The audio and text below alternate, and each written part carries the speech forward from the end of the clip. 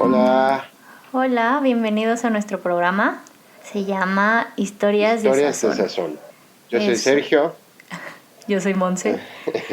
Y este es un podcast dedicado básicamente a historia y alimentos.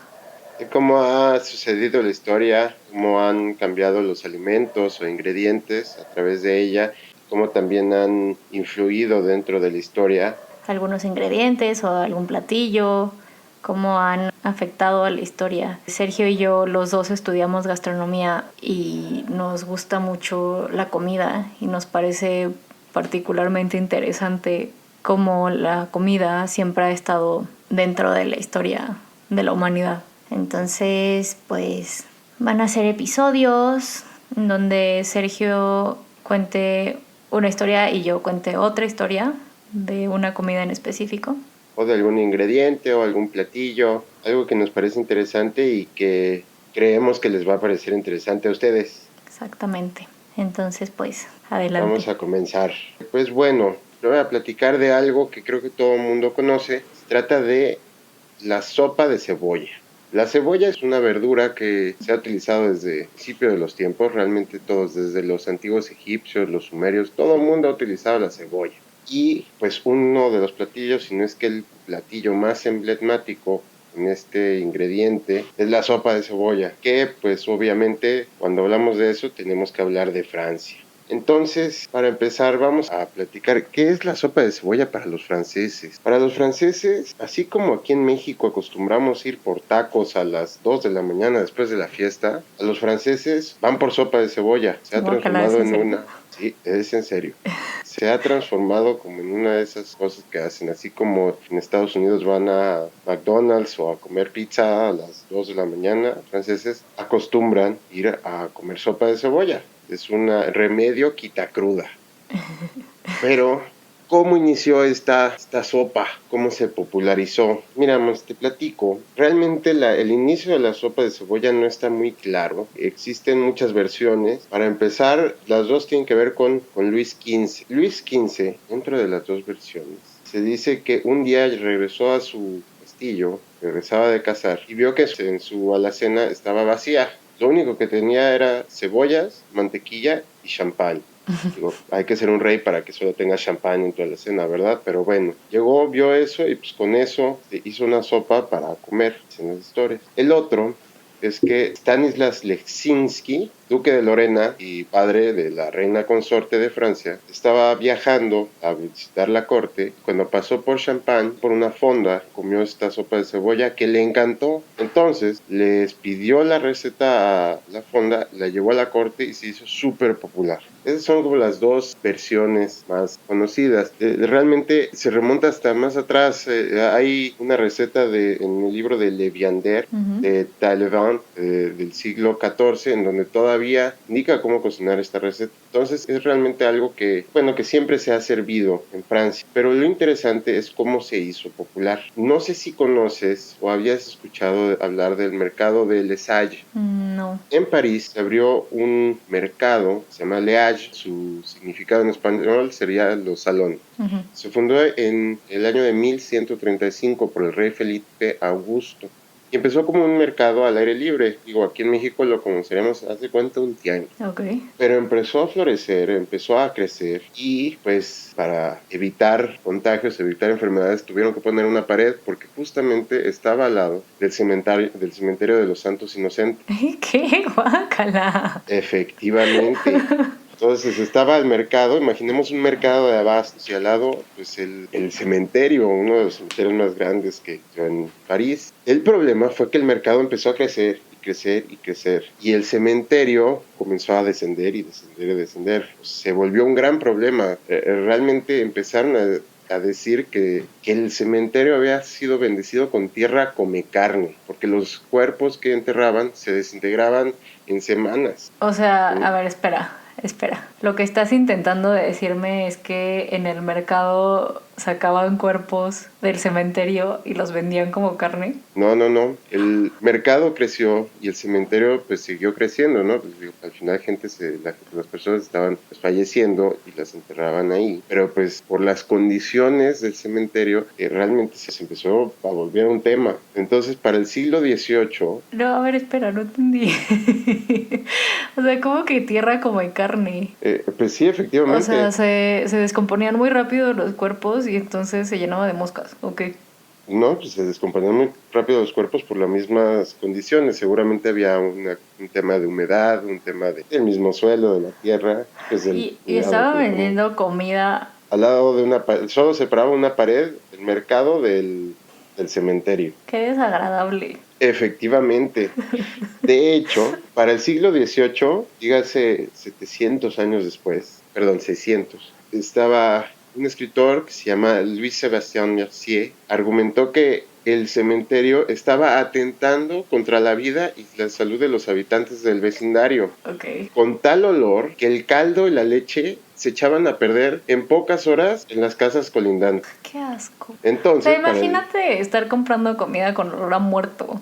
pues, Y duró 600, o imagínate. sea, me estás diciendo que duró 600 años esta situación de que el mercado estaba al lado del... Bueno, o sea, imaginemos que al principio pues no creo que hubiera habido gran problema, sino pues no ponían el mercado, ¿no? Pero pues poco a poco fue creciendo el cementerio, pues ya no tenían como dónde guardar bien los cuerpos y pues empezó a volverse algo un poco terrible. Tanto así que para inicios del siglo XIX la ciudad tuvo que hacer algo, entonces cambiaron los cuerpos y los movieron a las catacumbas, por lo que dejaron espacio y el mercado siguió creciendo. Es más, el novelista Émile Zola lo escribió como el Ajá. vientre de París, para que te imagines. Eran casi 25 acres de puestos, o sea, era enorme, enorme, en donde se vendía pues comida, iban los restauranteros, iban la gente encargada de todos los burgueses, Ajá. de todo el mundo para comprar comida ahí, para abastecerse y poder servir a los banquetes que servían y servir pues, los diferentes menús en los restaurantes. Por lo mismo, Lesage trajo a gente de todo, desde profesionales, vendedores, compradores y a residentes, porque pues en donde hay comida, pues la gente va a comer. Entonces, pues llegaban todo ahí. Y en el mercado, los más pobres se repartían, le llamaban arlequín, que como se escucha su nombre, se hace alusión a los arlequines. Le compraban a los sirvientes los sobrantes de los banquetes. Y se llamaban arlequines porque en los platos pues estaba todo servido, estaba el aperitivo, el plato principal, el postre y pues había muchos colores que se asemejaban a un arlequín.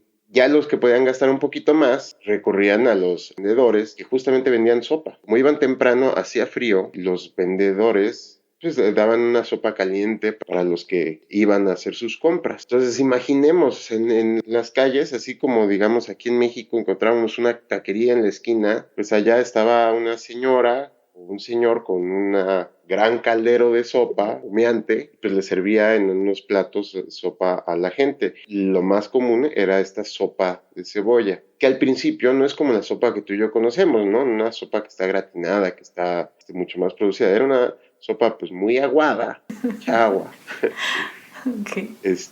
y agarraba color gracias a que le echaban zanahoria, un poco de caramelo y cebollas quemadas para que agarrara un mejor color, para que viera mejor y para que supiera Sí. mejor, obviamente. O sea, no, no es que fuera exactamente una sopa de cebolla, era más bien como una sopa de sobras. Efectivamente. Más que nada, pues con cebolla, porque la cebolla siempre ha sido algo económico, barato de conseguir y con mucho sabor. Entonces, pues funcionaba. Ok.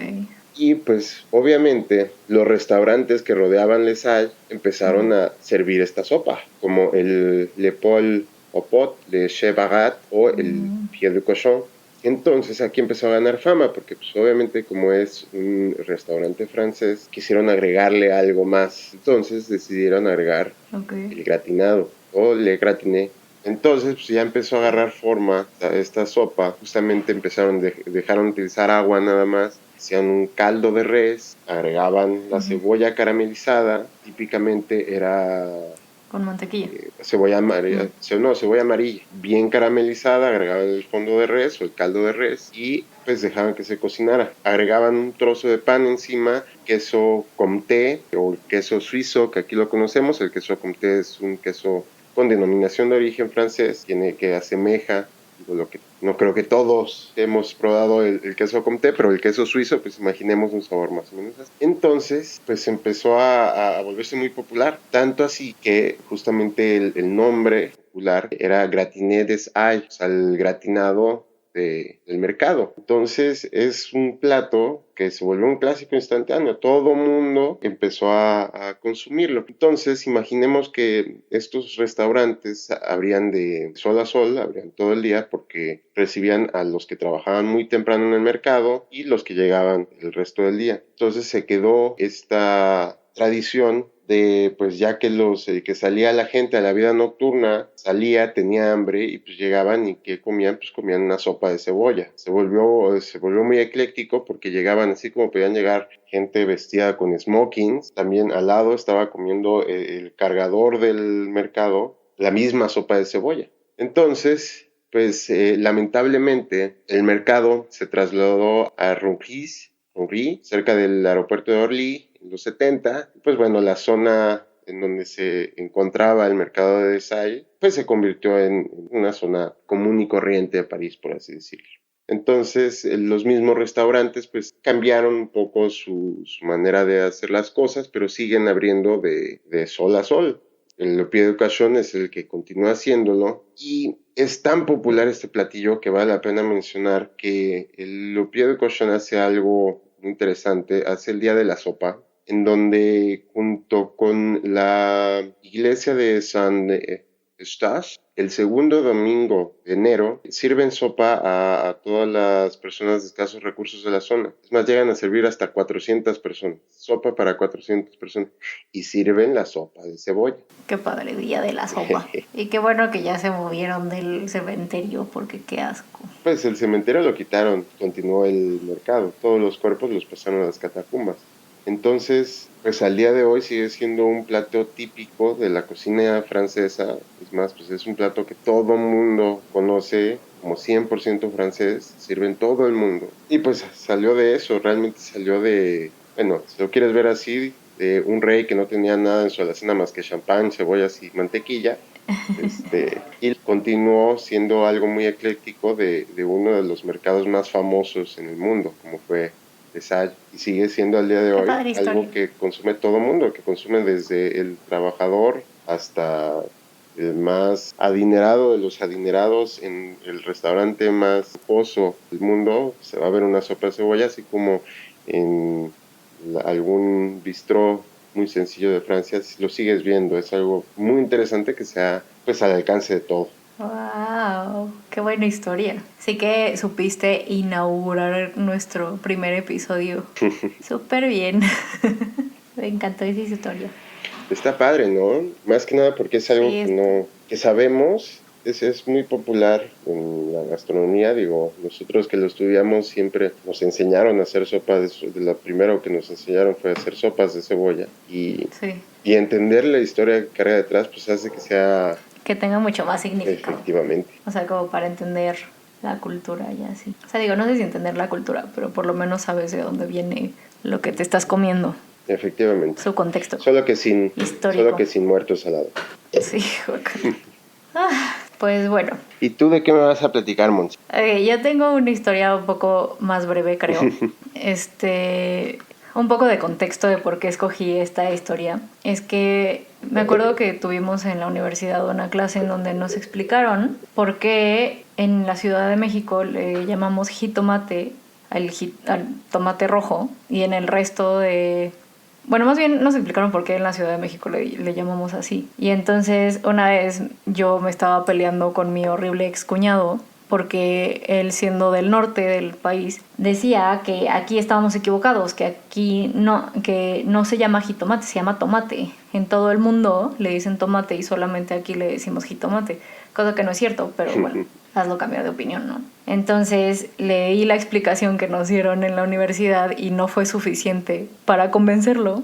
Entonces decidí investigar un poco más dónde viene el nombre jitomate y cómo es que se conoció o llegó a conocer como tomate en el resto del mundo. Entonces empecemos. Y me disculpo por anticipado porque no soy no tengo un náhuatl fluido, pero aquí va. Entonces, la palabra jitomate proviene del náhuatl xictli, que significa ombligo, tomohuac, que significa gordura, y atl, que significa agua. Entonces, es un ombligo gordo de agua. Ajá. Santo cielo. Ombligo de agua gordo.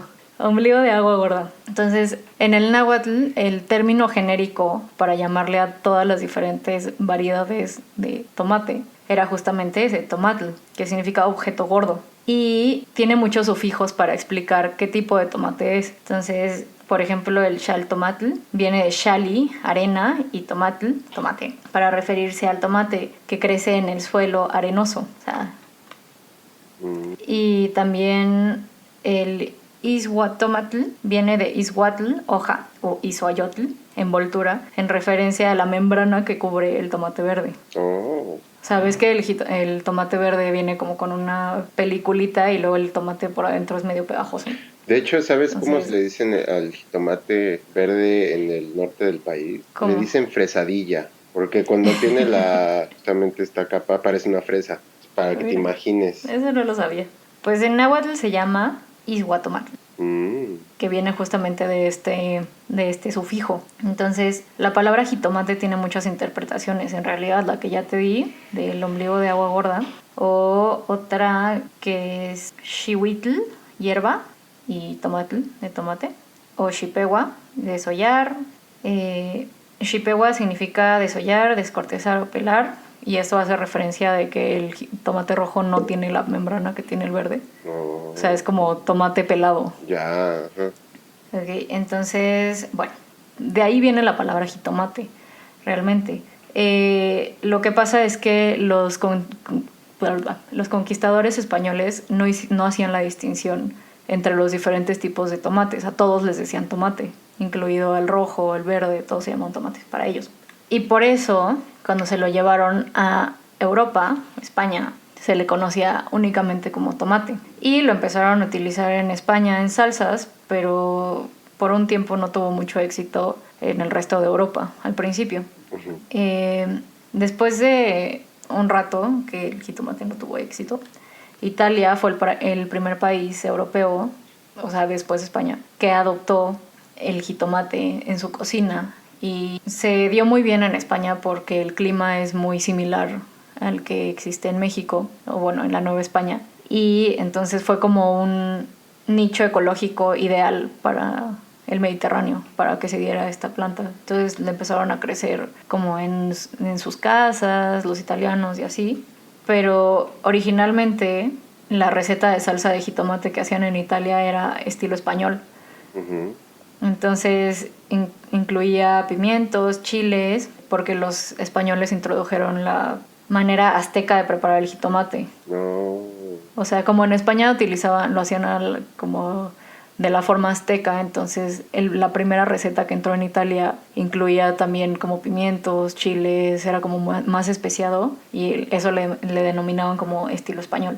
Y luego pues ya eventualmente empezaron a desarrollar sus propias recetas, deshidratando el jitomate y haciéndolo ya como a su forma, a su manera. Entonces, eventualmente, siglos después, cuando inició la industria de las conservas de tomate enlatado, fue cuando ya se pudo como exportar el jitomate al resto del mundo y se popularizó en todo el mundo. Y por eso se conoce mucho como por las salsas italianas y así, porque Italia fue el primer lugar que lo empezó como a exportar y así de forma enlatada, y así es como se conoce por tomate. O sea, no es que jitomate esté mal dicho, pero se conoce como tomate porque cuando se empezó a conocer el jitomate en el resto del mundo no hacían la distinción náhuatl De los diferentes tomates, porque ellos solo conocían ese tomate. Porque solamente conocían ese tomate. O bueno, más bien solo se llevaron ese tomate de aquí.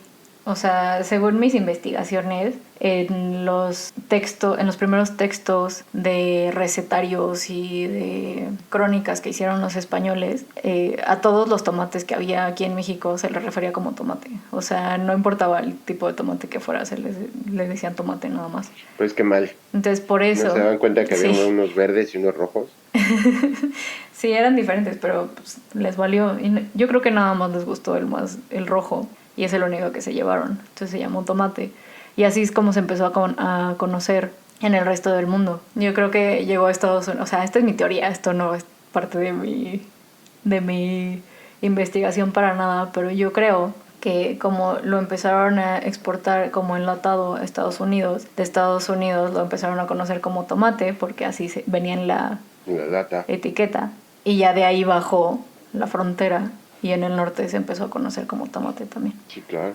Entonces dio como... cerró el ciclo. Una vuelta al mundo. Ajá, dio una vuelta al mundo para regresar a México y conocerse como tomate igual. Órale. Oye, yo de hecho, ahora que hablabas de los italianos, creo que alguna vez había escuchado o había leído que consideraron, en cierto punto creo que consideraron el tomate como tóxico. ¿Tóxico? Como tóxico, sí, como que era, o sea, como que no te la podías comer, pero pues como se veía bonito lo empezaron a crecer y ya después justamente creo que los italianos sí fueron los que decidieron, bueno, pues si nos vamos a morir no va a ser de hambre, lo echaron a la olla, pero wow, no sabía que justamente es ese sufijo del náhuatl que ayuda a diferenciarlo. Y existiendo tantas variedades, pues obviamente, pues sí, habría que llamarles diferente. Sí, claro, o sea, porque en México, en Centroamérica, ya sí, el jitomate, o bueno, los diferentes tipos de tomate, pues siempre los hemos utilizado como parte básica de la cocina. Entonces, como tú sabrás, los indígenas mexicanos son muy sabios con respecto a la cocina y cada ingrediente tiene o sea, le tienen como un respeto a la comida de alguna forma. Entonces cada variedad de tomate tenía como su forma de preparación, tenía su propio nombre, tenía su distinción y así. Y pues bueno, a los españoles les valió. Decidieron que todo se iba a llamar tomate. Sí, decidieron que todo se iba a llamar tomate. ¿Qué es eso amarillo? Tomate. Y eso verde, tomate. Y eso rojo, ajá. Tomate. Y otro punto curioso es que en Italia le llamaron al tomate pomodoro, que significa manzana de oro en italiano.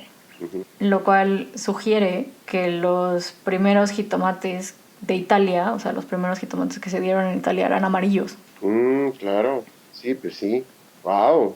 ¿Cómo cambian las cosas? Entonces, ¿no? pues... Ahora no podemos imaginarnos una salsa italiana que no sea roja. Italiana que no sea roja, ajá. Pero eso es lo que se sugiere. Wow.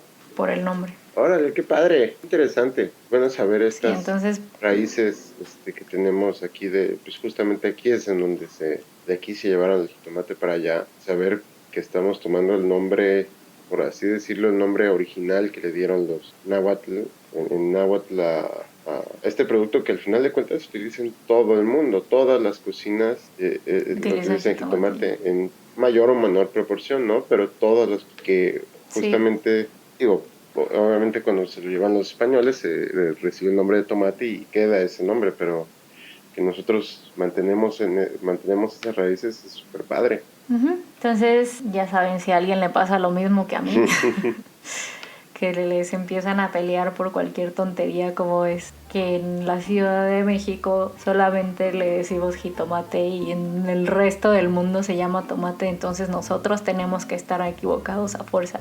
Ya tienen argumentos para decir que no es así. Éxito. Siguiente episodio voy a hablar sobre las quesadillas sin queso. Santo cielo, va a haber un debate ahí muy fuerte.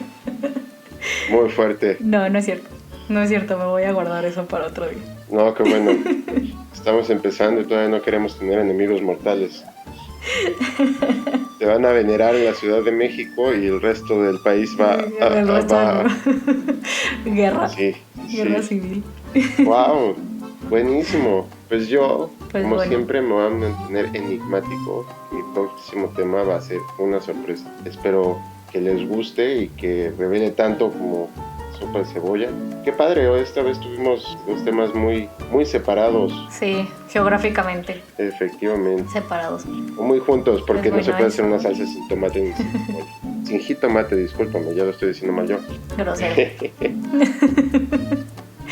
Pues está bien, espero que les haya gustado y nos veremos la próxima semana, ojalá, Ojalá. con otra historia. Si pueden, si escuchan esto y les gustó, entonces síganos, recomiéndenos. Denle super like, todas esas cosas lindas que saben hacer por internet. Así es. Y pues bueno, eso fue todo. Gracias, hasta la próxima. Hasta la próxima. Adiós.